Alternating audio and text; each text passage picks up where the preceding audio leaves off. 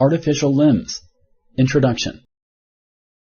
A prosthesis, or artificial limb, is a replacement for a missing limb or part of a limb. Select true or false. Correct. Although a prosthesis is never as natural as your own limb, it can help you do many things. It is important to exercise and learn the correct body positioning to use a prosthesis. Select true or false. Correct. Learning to use an artificial limb can be hard. It takes time, strength, and patience.